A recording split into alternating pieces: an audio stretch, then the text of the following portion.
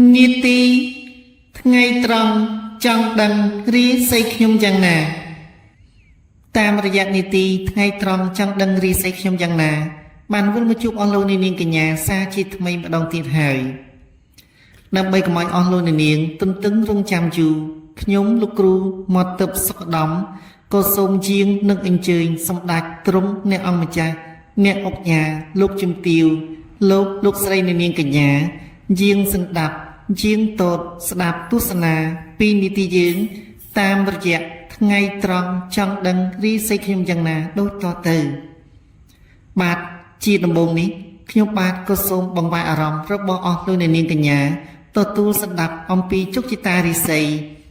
ឆ្នាំជូតសម្រាប់ថ្ងៃទី1ខែកក្កដាគឺខែ7ឆ្នាំ2026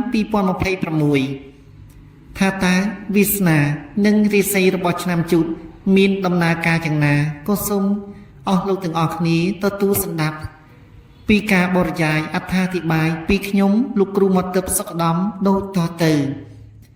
បើទោះបីខែ6កន្លងមកមានបញ្ហាស្មុគស្មាញដោះស្រាយពុំចេះអស់ពុំចេះហើយយ៉ាងណាក៏ដោយតែចូលមកដល់ដើមខែ7ភ្លាមនេះអស់លោកនាងមានអារម្មណ៍ថាបានធូរស្រាលពីក្នុងខួរក្បាលបានមួយចំនួនខ្លះដែរ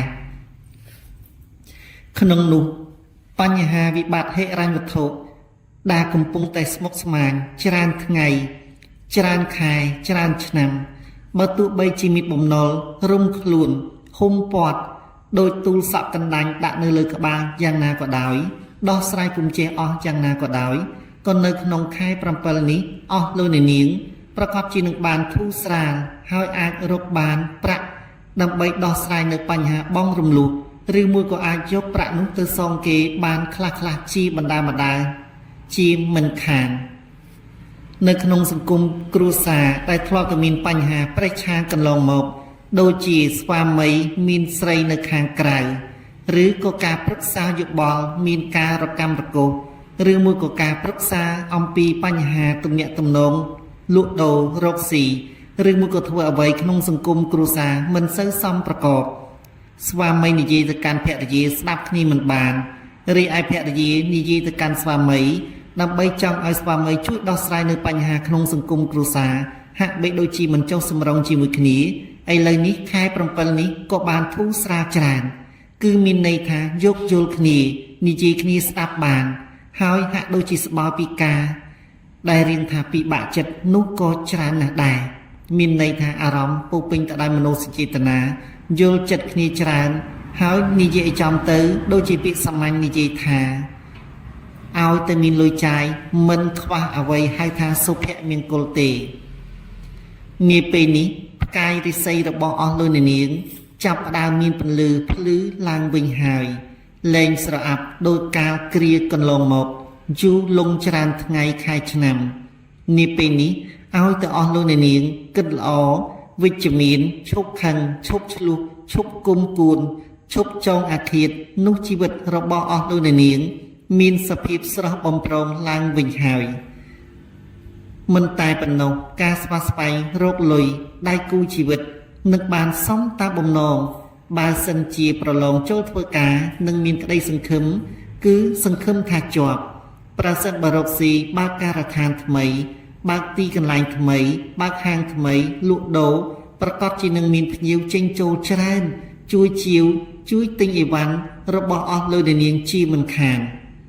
ក្នុងនោះផងដែរចំពោះសុខភាពមានភាពល្អប្រសើរច្រើនជាងពេលណាទាំងអស់បើនិយាយចំទៅរាសីរបស់អស់លោកនាងកំពុងតែឡើងហើយគិតល្អយុត្តិធម៌បានផលបានលុយឡើងឋានៈទូនីតិព្រមគ្នាតែម្ដងថ្ងៃហេងរបស់អស់លោកនាងគឺថ្ងៃប្រហ័សទិសហេងគឺទិសខាងលិចម៉ោងហេងម៉ោងលៀបសក្ការៈដែលអស់លោកនាងប្រាថ្នាស្វាស្វែងនៅការចេញយាត្រាទៅក្នុងការជំនួបជួបប្រស្រ័យតាក់ទងឬមួយក៏បើកហាងលក់ដូរបើកទ្វារលក់ដូររបស់អស់លោកនាងកញ្ញាគឺចាប់ផ្ដើមពីម៉ោង7:11នាទីពេលព្រឹកម៉ោង9:27នាទីពេលព្រឹកម៉ោង4:14ល្ងាចម៉ោង8:28នាទីពេលជប់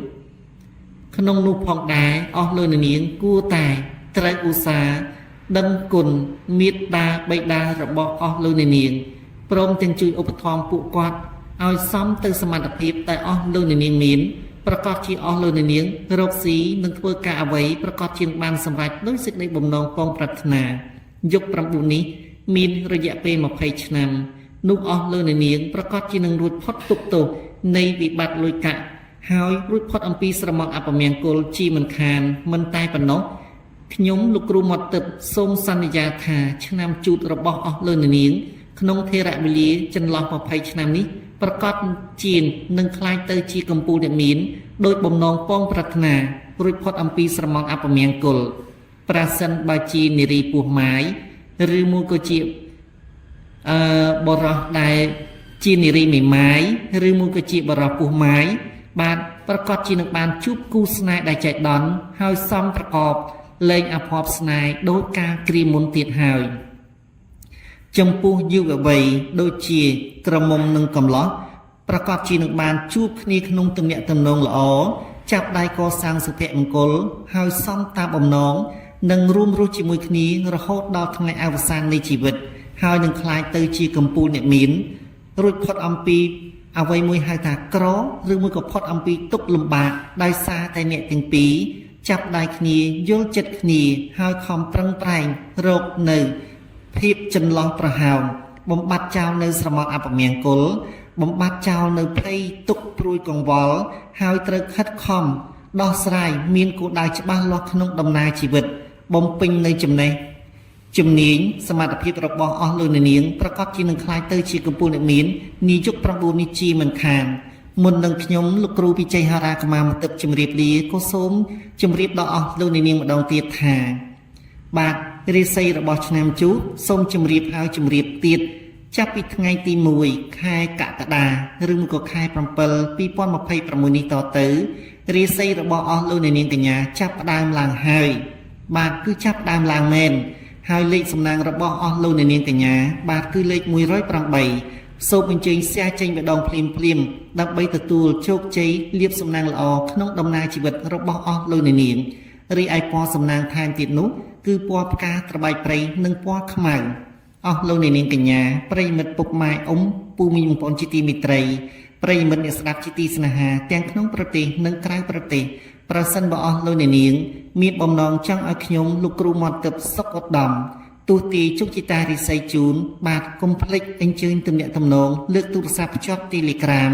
តាមរយៈលេខ012 64 5118មួយខ្សែទៀត097 77 62 844បាទអញ្ជើញថតនៅខ្សែបាតដៃស្ដាំនឹងឆ្វេងមកខាងមួយប៉ុស្តិ៍ឲ្យបានច្បាស់ផ្ញើមកកាន់នីតិរបស់យើងខ្ញុំមិនតែប៉ុណ្ណោះអស់លោកអ្នកនាងត្រូវភ្ជាប់ជាមួយនៅថ្ងៃខែឆ្នាំកំណើតប្រសិនបើមិនបានចាំនៅថ្ងៃខែឆ្នាំកំណើតរបស់អស់លោកអ្នកនាងអាចសម្រង់ចេញអំពីក្នុងអត្តសញ្ញាណប័ណ្ណសៀវភៅគ្រួសារឬមួយក៏សៀវភៅស្នាក់នៅក្នុងនោះនឹងបញ្ជាក់នៅថ្ងៃខែឆ្នាំកំណើតជូនដល់អស់លោកអ្នកនាងផងដែរហើយសូមជម្រាបទៀតថាប្រសិនបើនៅក្នុងសង្គមគ្រួសាររស់នៅមិនសូវចុះសម្រុងជាមួយគ្នាឬមួយក៏នៅទីកន្លែងធ្វើការច្រើនតែមានគេមិនសូវចូលចិត្តឬមួយក៏នៅបើកហាងលក់ដូរឬមួយក៏នៅក្នុងផ្ទះដែលជាទីកន្លែងសម្រាប់បើកអាជីវកម្មផ្សេងៗមានភាពរអាក់រអួលបាទកុំភ្លេចអញ្ជើញជួបជាមួយខ្ញុំលោកគ្រូមាត់ទឹកសុខឧត្តមយើងមានកន្សែងយន្តកន្សែងស្នេហ៍ដែលអាចធ្វើឲ្យអស់លោកអ្នកនាងកញ្ញារួចផុតអំពីស្រមោលអពមង្គលកែប្រែនៅវាសនាអកុសលដែលធ្លាប់អភ័ព្វស្នេហ៍អភ័ព្វញាតិអស់រយៈកាលច្រើនថ្ងៃកន្លងមកឆ្នាំជូតប្រកាសជាបានដឹងដោយខ្លួនឯងហើយបាទគឺច្រើនតែអភ័ព្វស្នេហ៍ជានារីច្រើនតែត្រូវបានបរោះបោកប្រាស់ផ្លូវចិត្តឬមួយក៏ផ្លូវកាយធ្វើឲ្យអស់សង្ឃឹមក្នុងដំណើរជីវិតជួនកាលបរោះឆ្នាំជូតទៀតសោតបាទត្រូវមានការនិរទេសខ្លួនចាក់ចេញពីស្រុកកំណើតបាទទៅរស់នៅខេត្តដទៃហើយក៏ត្រូវអភ័ព្វស្នេហ៍ម្ដងហើយម្ដងទៀតមិនសមតាមបំណងពងប្រាថ្នាបាទជួបជាមួយខ្ញុំលោកគ្រូមាត់ទឹកសុខឧត្តមបាទធានាថានឹងធ្វើឲ្យស្រមោលអពមង្គលរួចផុតអំពីទុក្ខសោកកង្វល់បាននៅពេលនេះខ្ញុំលោកគ្រូមាត់ទឹកសុខឧត្តមសូមជម្រាបលាសូមអរគុណ